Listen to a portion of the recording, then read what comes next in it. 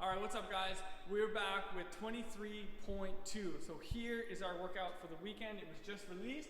23.2 A and B is going to be part of this weekend's workout. So to start off, point A is going to be a 15-minute AMRAP. So we're going to do as many rounds as possible, 50 minutes of 5 burpee pull-ups, and then we're going to do 10 shuttle runs. The 10 shuttle runs here are going to be 25 feet out, 25 feet back. So technically it would be a 2-to-1 for us. Now, each round we're going to add 5 burpee pull-ups. Now for the RX division, it'll be burpee pull-up and burpee pull-up. And now for those of you that will be doing scaled, if you do not have a pull-up, it is just going to be 5 burpees, 10 shuttle runs, burpee to a target. Now, we're going to go over the movement standards in just a minute here.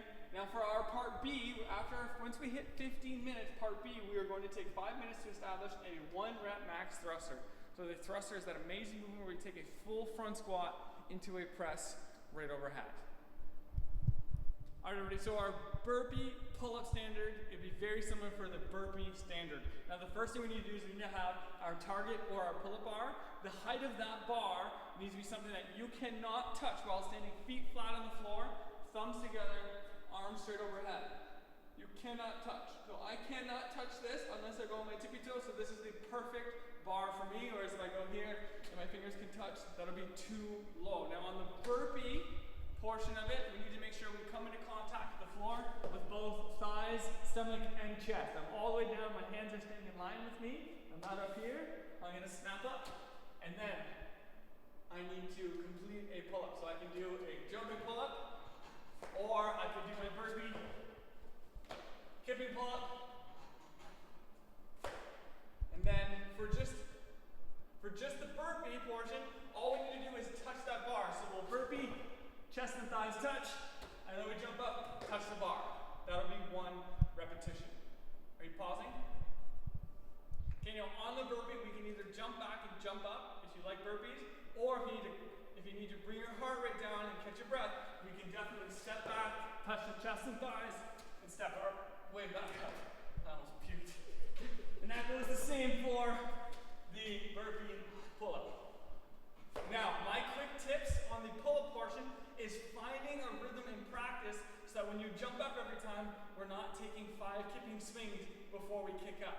The best way to do that for somebody who's pretty good at pull-ups or just getting them is to jump into a hollow position, go arch, and then snap up overhead so you can get back. And then next rep, I jump into a hollow, snap, up. And if you're really good at pull-ups, we can find some other quicker way to make that happen. But we want it to be the same repetition over and over and over, and that goes for the same for the regular burpee. Now for the shuttle runs, it's going to be 25 feet out and 25 feet back. So for this workout, we're going to be going back and forth in the gym. We need to cross the line with both feet, and we need to touch the floor on the other side of the line with our hands. So 1 rep would be as follows. Cross, touch. That would be 1 rep. Now the one thing that changes is that on our final rep, so I'm coming in from my 10th shuttle run, I can just cross the line and head over to my pull-ups.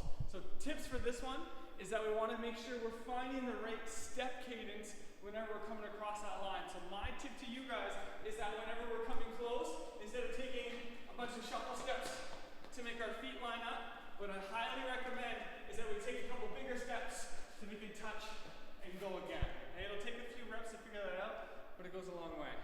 Now after our 15 minutes, we get to move on to the lifting portion. So for this workout, we have 5 minutes to establish a 1 rep max thruster. So this thruster will be from the floor, not from a rack, and we are going to do a full front squat into a press overhead. So same standards as last week. When we squat, we need to make sure our hip crease right up here goes below my knee, and on the way up, whenever we press, we need to have our legs straight, hips squeezed tight, and bar in a straight line overhead. There will be no rebending in the thruster. So 1 rep right here, clean it, and then I would squat, press overhead. So you can power clean it into the thruster, or if you're comfortable with the weight, we can do a squat clean, press right overhead. You want to work in small sets with this and big jumps with the weight. The 1 rep max thruster should be close to your 1 rep max push press. So there we have 23.2